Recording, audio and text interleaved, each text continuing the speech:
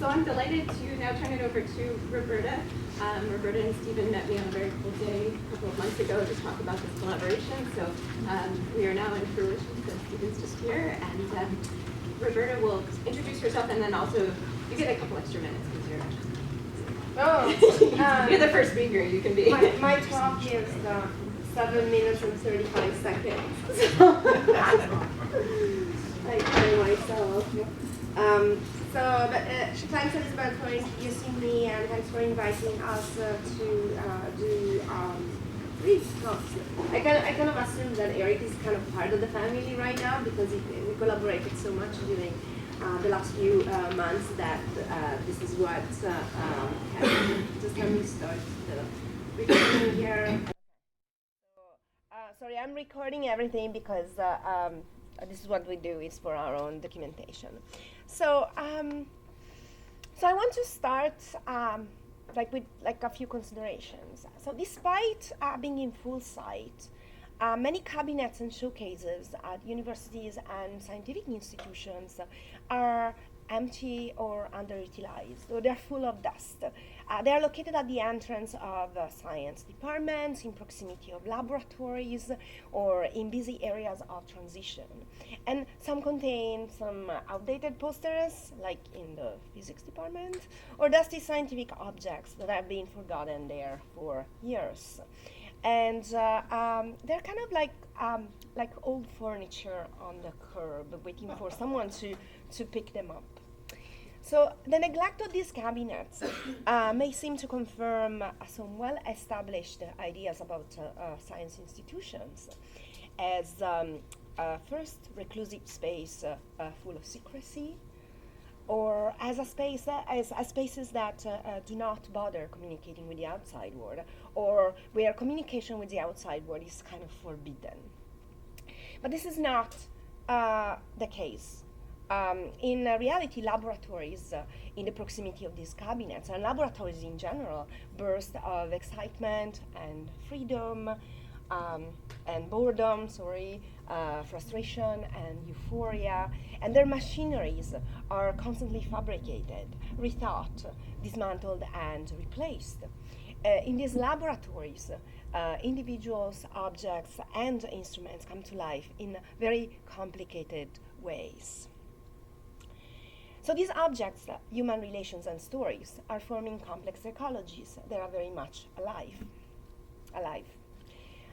So the Cabinet project sought to bring to life these ecologies by filling those abandoned, or some of these abandoned cabinets, with histories and fictional stories evoked by scientific objects and the space that surround them, and as well by the individuals using these objects and inhabiting these spaces. The goal was not only to reflect on and to reverse the stereotypical assumptions about science as inaccessible and secretive, but also and especially to make the intense creativity existing inside science laboratories somehow a little bit more visible, and to suggest potential collaborations and potential interactions between the arts and the sciences. So the resulting exhibition, the Cabinet project, is distributed by nature because it sits in different places. You see, these are the 5 main locations of the project. So over the course of several months, consider that we started in September, October. So 12 artists have intensively engaged with the instruments and objects catalogued at the University of Toronto Scientific Instruments collection, of which Eric is the representative and the curator, and which the scientific activity being conducted in proximity of 10 different cabinets are the representation here in 5 different locations. The installations in general were interdisciplinary, and I really encourage you to go and check them out. I brought some maps, which are nicely folded. They are conceptually mimicking the project itself. So I did some here. but like I'm just gonna show you a little bit of what happened. So we have a tribute to transmission electron microscope, which was fabricated at the University of Toronto in the 30s. We have bioartists and interdisciplinary artists. So we also have different conceptual interpretations of microscopy. We have interdisciplinary artists and bioartists. For instance, this is Nicole Klusten's process-based installation. And some other artists who dealt with objects and their very materiality in order to bring forth their significance and their value for labor and for public health. This is Nicole Liao's installation. Or we had artists who incorporated their art into the objects, and they brought objects and art together, such as, this is in the physics department, Rick Islop's interactive sound installation, which uses more than 20, I never remember if it's 24 or 29, anyway, tuning forks from the Koenig's collection, which is part of the Utzig collection. We had media artists who decided to shift the perspective and look at microbes and bacteria from the perspective of the bacteria itself, such as Michael Rousseau and Joel Ong's installation. Or we had artists playing with the idea of natural pattern as opposed to physics theory, such as Dave Camp and Jonathan Anderson's floating points. We had finally artists who played with the natural and the artificial, and patterns and mathematics, such as Catherine Baudat, Stephanie Kozuminski, and finally Stefan Herda, who worked with the new geology. All these three artists are all at the Robarts Library, so very close to it. So how does the Cabinet project resonate with the theme Instruments and Tools, which is the title of today's series? So in this project, the cabinet and art are used as tools and instruments to achieve a number of objectives. This project used a somehow outdated tool, a cabinet, to showcase a particular research, and now, now no longer in use. In some way, the Cabinet project is an operation of refurbishing then, and restoration, with a few modifications though. So this time, it is not used to showcase a particular experiment or scientific research. On the contrary, it uses art to draw attention to the creative intersections that connection between art and science can generate. Or it is used to highlight the somehow messy but exciting intersections between objects, individuals, and conceptual complexity being played outside and inside the labs. Or finally, to recover the idea that the academic institution is still part of the fabric of the city. Planting artistic interventions in cabinets, in the heart of the university, in the heart of the city, recover, or at least we hope, that it recovers a sense of the university as a public space and as a space that can still be explored and discovered. Thank you.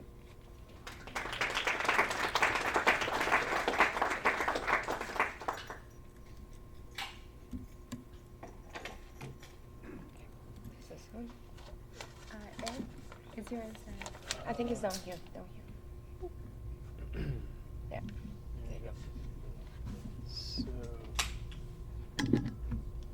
Okay.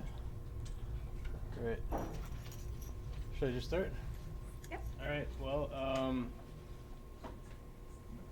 so I thought that the theme of the conference, tools and instruments, fits pretty well what I've been trying to do over the past few years, which is to gather, catalog the material culture of research and teaching in the STEM fields across the University of Toronto, across this sort of vast research institution.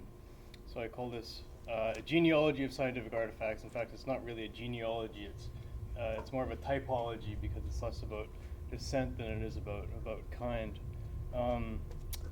So when we think about scientific artifacts, this is sort of the thing that springs to mind because this is a sort of thing that tends to survive. People don't like throwing this stuff away. These are instruments made of lovely materials. People talk about the brass and glass era of scientific instrument making. This particular instrument was made in Paris. Think of it as a primitive synthesizer, but it's not really a musical instrument. It's about demonstrating certain properties of complex sounds, and comes from the early period of scientific teaching at the University of Toronto. There's an interesting story behind it, which we could talk about if you're interested. This is a lot of the stuff that doesn't get kept unless someone's actively looking for it. Modern instruments and apparatus and tools. This is a pretty typical modern material, which is acrylic, which is very cheap and flexible and useful. This particular instrument we got from zoology. I think it's for measuring the gas content of blood, and I think it was being used for fish.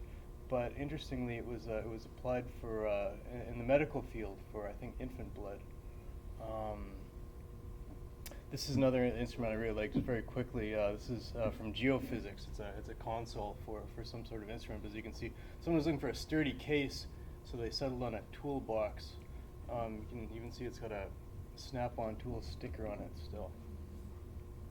And of course, sometimes this modern material, it can be quite lovely. This is a piece that I liberated from a larger apparatus, but this has its use is a little bit obscure. It has to do with argon dating, but as you can see, it's not a great picture, but the object itself is quite lovely and very sort of intricate.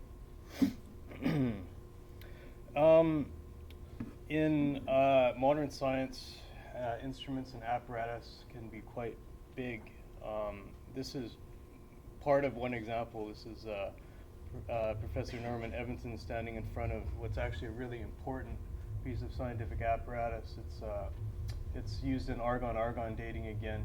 And so we were given the opportunity to go through this lab and select certain artifacts, which we did, but just the point being that you often have to select sort of small representative components. So here we've taken the vacuum chamber from that apparatus where the laser would have hit a mineral, and of course the gas generated would have gone into a mass spectrometer. And this is in our current display in Victoria College. Another sort of vast category of instruments, and I don't think it's different in any sort of profound way, but it's different in the sense of institutional history and profession. These are health collections, and there are many around the university and in the affiliated hospitals. This is a test sample of DPT polio vaccine from the 1960s. And I think it represents what's a really interesting history of developing biological drugs at the University of Toronto that goes back to the first decades of the 20th century. People tend to be familiar with the insulin story, less familiar with the fact that that was possible because of this sort of vast infrastructure, intellectual capacity that was developed through the fabrication of these biological medicines. And that continued on into the 1970s when the whole affair was privatized. This is from the Sanofi Pasteur collection, which is what Connaught Labs, which is where the production took place at the U of T, eventually became. There is a wonderful collection of biological medicines at the Faculty of Medicine, though it's a little bit inaccessible, that collection. Here's an object from a collection that I'm personally really interested in. There's a whole series of objects related to the history of occupational health at what's now the Dalhousie School of Public Health, and this is probably one of the best collections documenting that particular field in the country, I would think. This is an air sampler, of which there are many varieties in that collection. What this does is it's basically you pump air through it and it filters particulate matter in that air by the size of the particle, and so this is used to sample air, say in factories or mines, which is sort of represents the origins of occupational health, I'd say, because those were traditionally the worst environments, the most dangerous environments. Another vast category that you can talk about is what I sort of think of as natural history collections. And these are collections that sort of inventory the natural world or aspects of the world. And of course, this was very prevalent in the 19th through the early 20th century. At the University of Toronto, a lot of the earlier collections in, say, mineralogy, archaeology, biology, etc., ended up going to the ROM, which was built for that purpose, and I think it was 1914, and was part of the university until the 1960s. But in fact, a lot of collections survive around the university and in the affiliated hospitals. And you can think of collections in anatomy, pathology, which are a little bit inaccessible, anthropology, archaeology. There are institutional collections. There are many personal research collections belonging to particular professors. Here's two examples. This is Professor James Scott in what's the University of Alberta Microfungal Biobank or something similar like that. I forget the acronym, but anyway, it's this vast collection of spores, and it's actually a living collection because any of these entries in this collection, you can actually regrow the material, and it's this huge database of living organisms. It's absolutely fascinating. On the other side, I just took a typical professor's research collection from zoology, just a lot of pinned insects that were quite lovely. I took it in the office of a retiring professor. This I'll finish up with. This is our first wet sample. I really like this object. These are crayfish that were gathered by a zoology professor who did pioneering research on the effects of acid rain on freshwater ecosystems in the 1970s. These were a lot of crayfish that he gathered at Crossan Lake in Ontario in I think 1977. So that's pretty much what I have to say about the collection. Beg your pardon? Is it formaldehyde in there? I think it's probably just alcohol. It really stinks. Yeah, we sealed it up with silicone before it's stuck in the exhibit.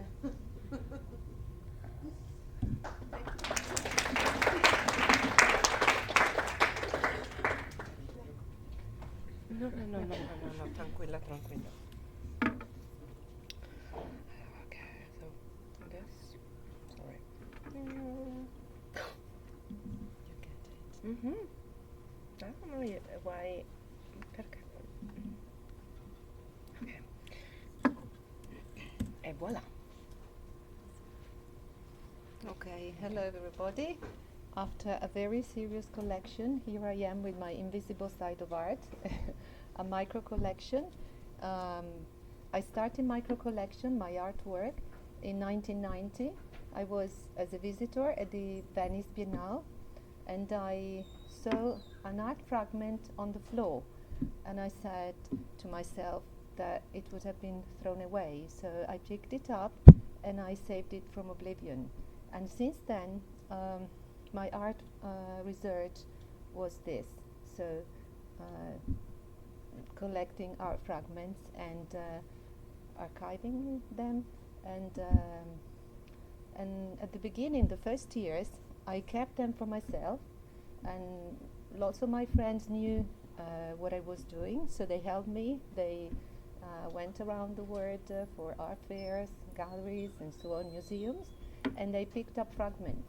Or they donated fragments of their artworks because they wanted to be in the collection.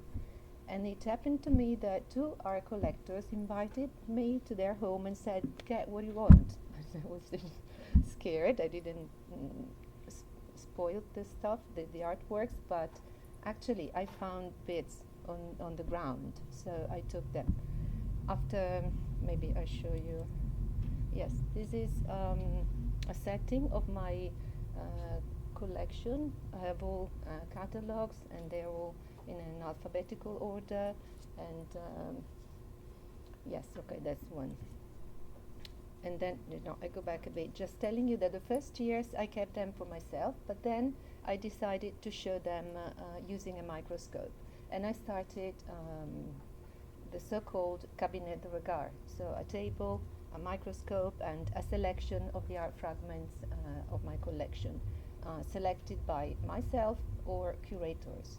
So in a way, sorry, micro collection is a kind of museum, in fact. And now I own more than 1,000 art fragments, and most of them are by artworks by very famous artists, but even young artists.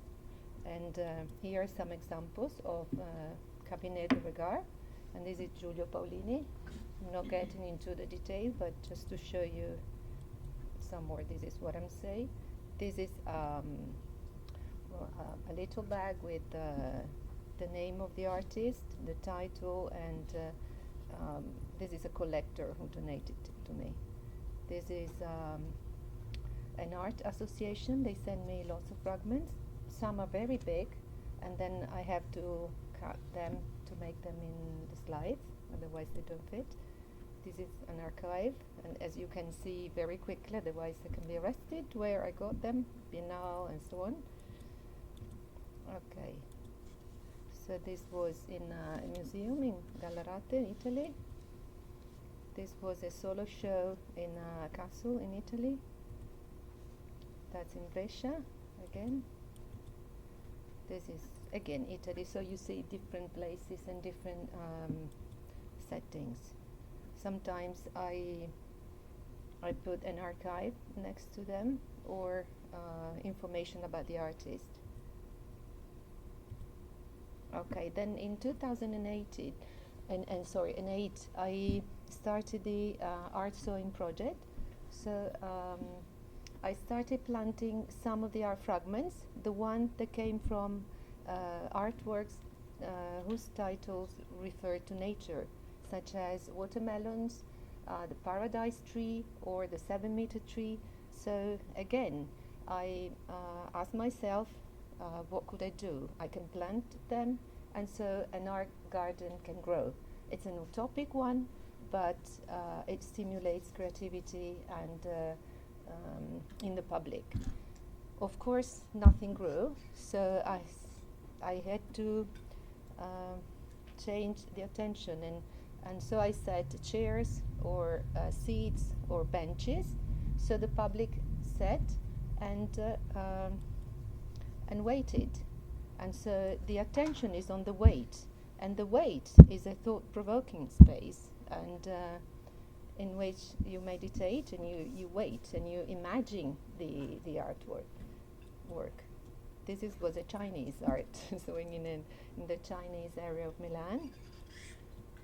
That was in a gallery, and this is by Giuseppe Pennone. He's a very famous artist, and he knows what I'm doing and he likes it, even Gilardi, because now there are art sewings all over the world, because I also send a kit so people can plant fragments. So it's a kind of mental movement. I pick up art and then I pack somewhere else. Sorry, sometimes I feel shy of what I say, but this is in a museum in France. There was this art sewing, and there were Jeunes Pousses d'Italie, so young Italian artists.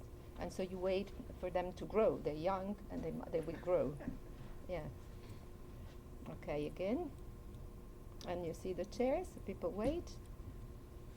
This is the first art sewing on demand. So I sent the kit to this friend of mine, an Italian artist, and she did the sewing in the street with her kids. And again, this is another artist. She's getting soil. I don't remember, soil. And then she's planting in the boxes. Yeah, don't know why. You'll see. And then she put plastic on top, kind of a greenhouse. It was probably a rare plant, I don't know what. This was in an international contest in Italy. It was selected, and I had this art breeding ground. So in the selection, the artists were all Italian here, in this case. You see, and this was like in a botanical garden. So we have the title of the artwork, the author, then family, arte povera, dimensions up to 7 meters, because the title is 7-meter tree, blossom, springtime, origins. Piemonte is an area because the artist is from Piemonte, and certified by me because I picked it up, and so I can tell it's the real one. Yeah, by the way, the fragments I receive, lots of people ask me, how do you know this is real art? And I say the micro collection is a work on faith, fiducia, faith and solidarity. So I trust people. If they send me, they wouldn't waste time sending me an art fragment, I mean a fake one. So I trust it. And also artists are happy I do this because their name circulates through me. So they want to be, yeah, this was an art sewing in Lebanon, and the fragment was by Benone, and by chance, the day after, an opening by Benone was I don't know how to finish it. There was an opening about Benone the day after in the museum. Okay, again, this was in Switzerland, and the title is Petit Suisse, which is also the cheese, but also the young artists from Switzerland, and it's a selection of artists, and there were 9, I guess, and 4 were there, and I saw one crying because she saw her fragment being planted, and she said it's so moving, and it will grow in there. You see, titles and the names of Swiss artists, and that's the very last one. It's a sprout box, and I think it shows the love for art. So they're there, cuddled with light and heat, and the fragments will grow. It's watermelons by Gilardi. Gilardi knows what I'm doing because I have a very big bit of his artwork, so I can plant it everywhere. There is similar one, sprout boxes in Switzerland. Is it all finished? Can I go quickly the pictures? Very quickly, okay. Just 1 minute for this one. I organize guided tours to my art sewings by art students, and that was amazing. For this one, for instance, the girl said, this is a 3-meter tree, and the people did it. This is a 7-meter tree, and all the people looked up, but there's no tree, there's no sculpture. And so the imagination is, okay. Okay. That's it. Yeah? The last one. No, yeah, the last one is it. Okay, thank you so much. Hi, my name is Ellie Britain. I'm a composer and researcher at the Faculty of Music Composition. Not the Faculty of Music.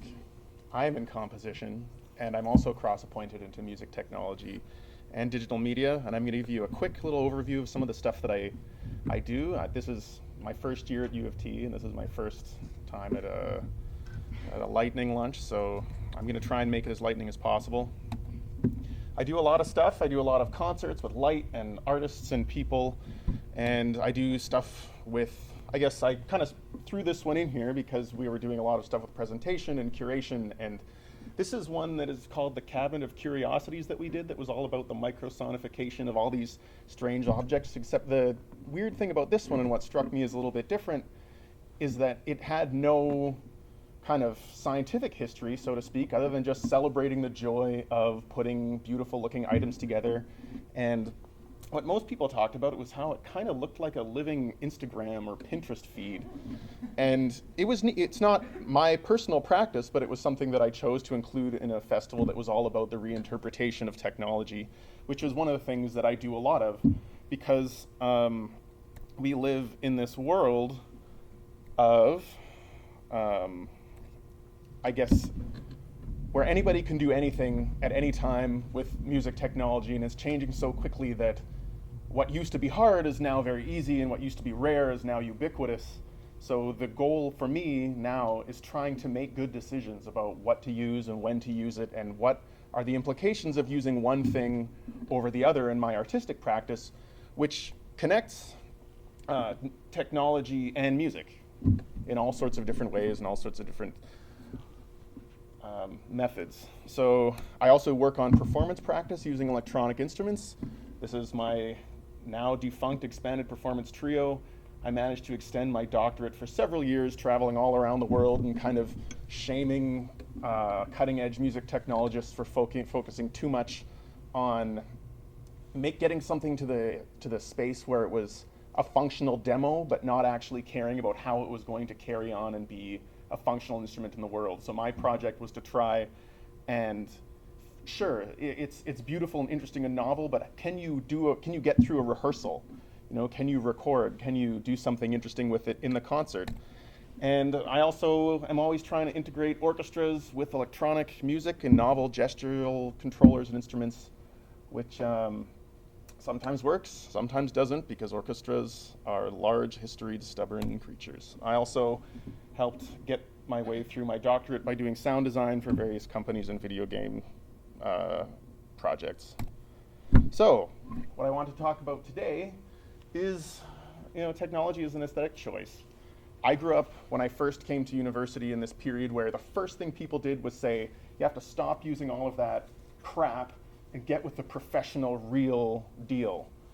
And over the next 10 years, I saw this shift where the things that were pristine and perfect and excellent and professional slowly became increasingly boring, distant, and difficult to manage and control within the computer.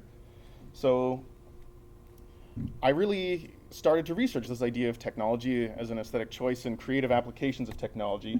And as an example, if anyone knows about electronic music or has performed electronic music or produced electronic music, some of these things might be familiar, but it's just a little kind of bit of a story. So the first one here is the drum kit. The idea of drums, that's easy. That people who couldn't afford drums started using drum machines, little analog drum machines here. Then those became rare and expensive, so then they were computer hardware versions that took the analog expensive components, made them into computers. Those became expensive, so then why not put it in a computer? So then now you could do all that kind of stuff in a computer. And then suddenly the things inside the computer became cumbersome and not tactile enough, so then we're back outside the computer, controlling the computer with the pretend fake drum machine.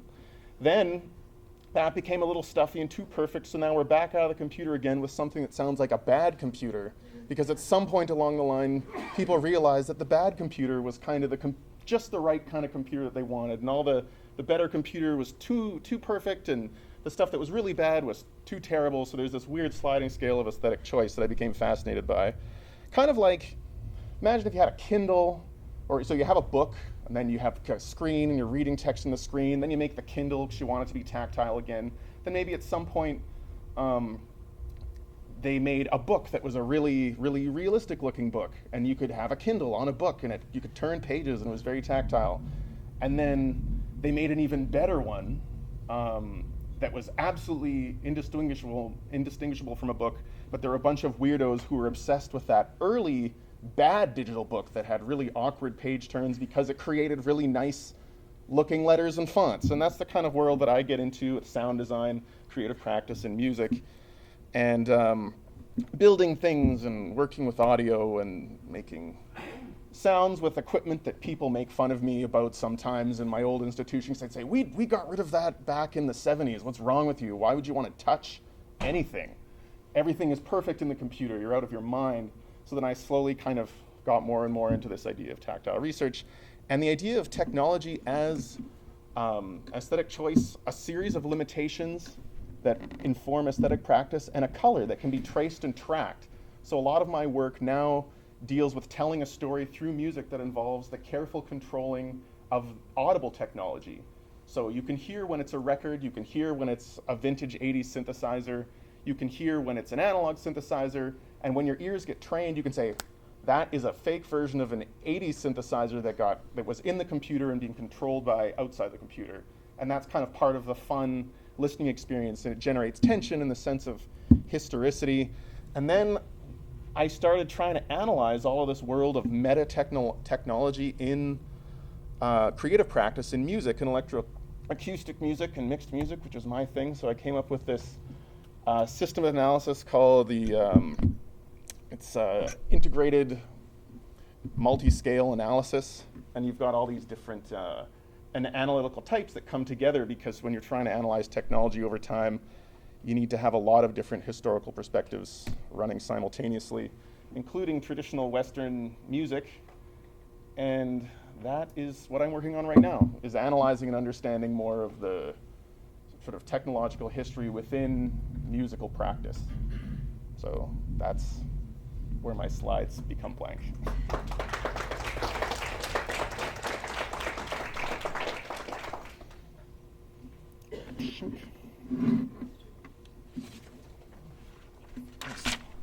Do you want your Oh, yes, I definitely give need you your that. technology back? Yeah, yeah. You're trying to ditch it.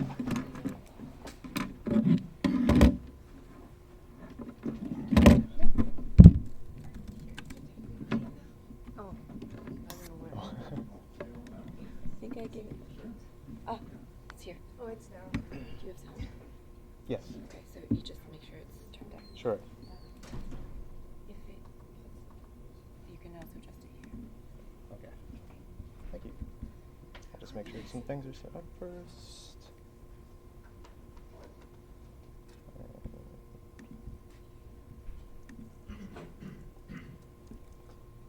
Other way around.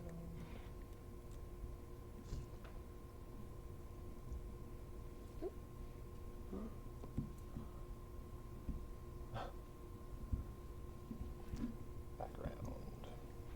Sorry about the.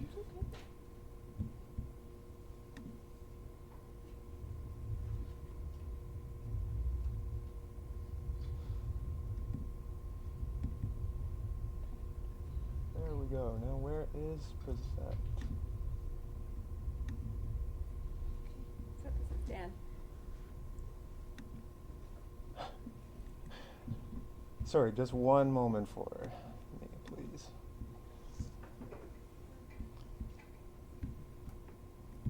I know this is the worst to watch.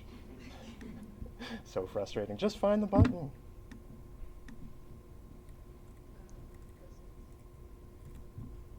But I swear I had it working this morning.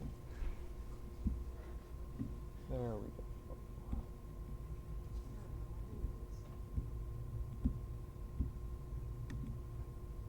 Okay. All right, good morning. My name is Dan McDonald, and I am a master's student in the biomedical simulation lab under the supervision of Dr. David Steinman.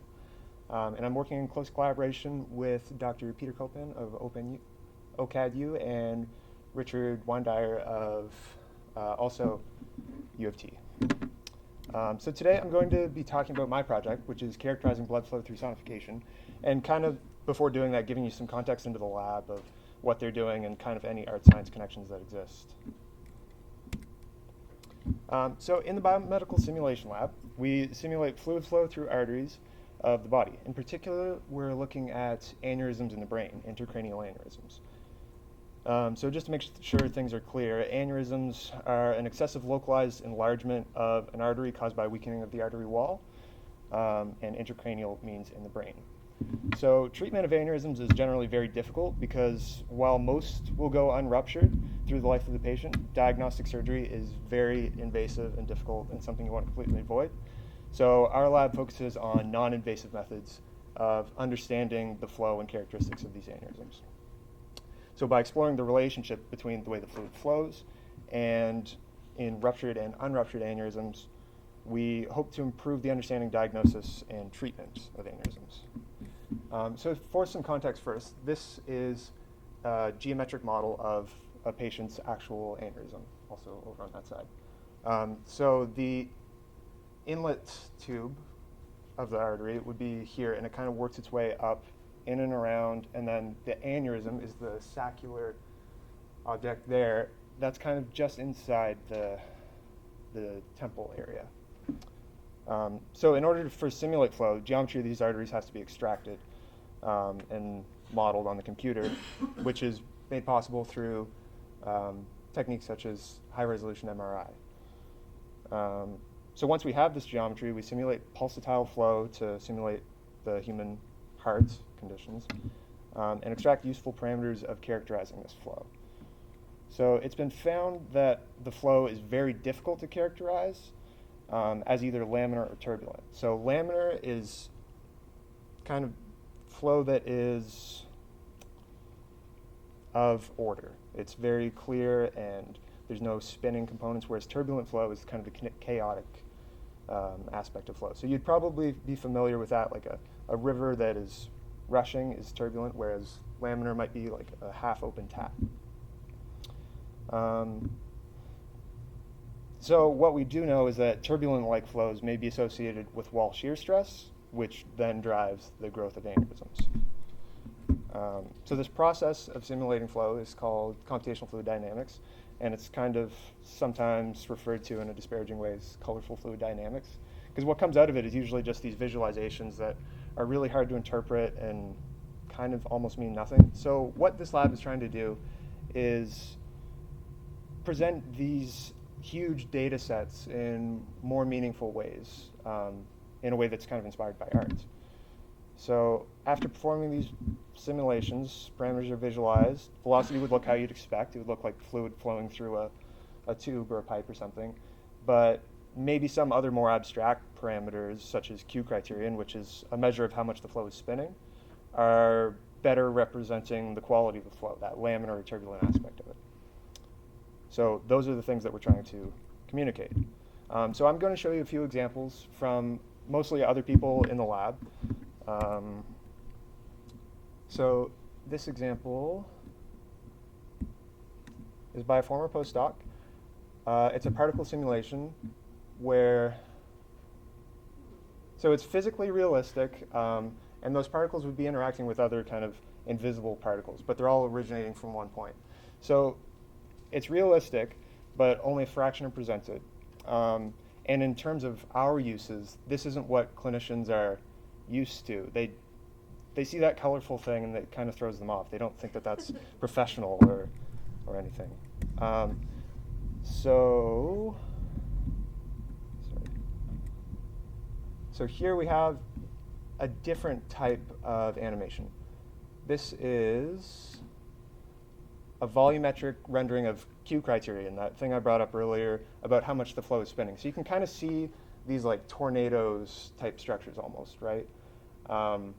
And those, you can kind of see the way it interacts with the walls and the way it grows and moves. And this is something that they're more used to, the kind of X-ray inspired view of things. What's Q? Q criterion? It's basically how much the flow is spinning. It's Vorticity? Yes, yeah, it's kind of a measure of vorticity. So this is just another take on that kind of thing. Whereas the last one was volumetric rendering, this is isosurfaces. So everything that you see is the same value, and from that you can kind of extract and track pieces. But it's so hard to see. It's hard to know why this is the way it is, really.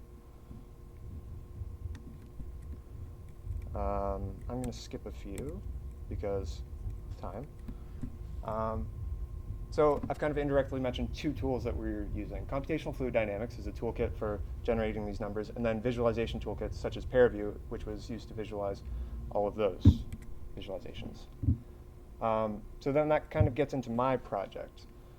Some of those visualizations are hard to interpret, so we're trying to find other ways of discerning the flow quality. So our goal is to kind of communicate these holistic properties of the flow through sound, as I mentioned, working with Peter. And so I've talked about that difference between laminar and turbulent flow. And so some examples, people are kind of skeptical when you say that, like you're going to communicate parameters through sound, but how? At least in the engineering community. But you might be familiar with the laminar versus turbulent aspect of fluid flow, just opening your faucet. A half-open faucet sounds a certain way versus a fully open faucet. That's kind of the difference between laminar and turbulent flow. And I also encourage you to note the difference between pouring hot and cold fluids. That's something that's documented that we can tell a difference, and both of those things are measures essentially of energy of the flow. And they have different spectral properties when it ends up being communicated. But what happens is we can't really listen to the flow without unnecessary surgery if you're to amplify the actual vibration of the flow. But we know that these aneurysms are vibrating. And so that kind of makes up two of the three requirements for sound. You've got a vibrating body and it's vibrating in this elastic medium. And acoustic simulations could be performed, say, to communicate this, but that's very computationally expensive and outside the usual scope of diagnosis. especially when we're already doing CFD. So, there was the isosurface visualization I showed, the red one, where you kind of tracking objects. It's a little less abstract view of the flow, but you can kind of see these objects and track them a little more. And in some ways, that's almost an easier way to determine the characteristics of the flow. So then that kind of gets into how I am approaching this project. Working in close collaboration, as I said, with Dr. Peter Kopanen and a former sound designer, Richard Windier. And what we're kind of doing is he'll develop, say, a prototype in his tools, Ableton or Max MSP, influenced by an animation, and then kind of give me like a synthesis design recipe for how to recreate that, and then incorporate that into our huge data sets in a more data-driven way. So what I will show you kind of briefly is another of his simulations. So this is just kind of a sketch. He just used his sound design knowledge to make fun little sounds. Yeah. So from that, it kind of gets into the extension of the previous presentation, sorry. When it comes to sound, I don't know why that thing is still going. Sound design and other tools for using that. So SuperCollider is a syntactical language. It's like a programming language, but used for designing sounds. So he kind of gave me a recipe, and then I can code it in a way, and then communicate that out to make sounds from the animations. And I'm not going to go through that right now just because of the given time.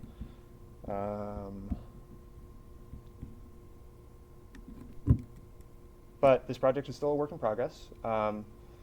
We intend to continue this design cycle with HillCAD by offloading the visual attention to auditory attention and exploit the characteristics that we already have for interpreting sound. And hopefully one day this can help to improve the diagnosis and treatment of aneurysms. Thank you.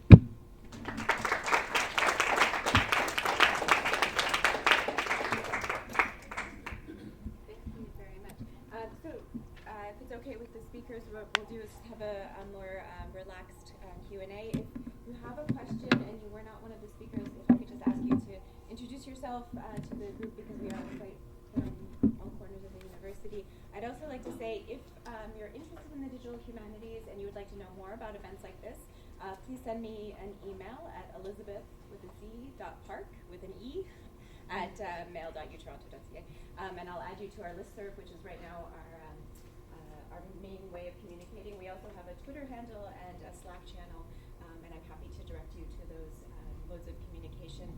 The website is in development, so hopefully it will be a place where people can meet online as well as in real life, although in real life is also nice.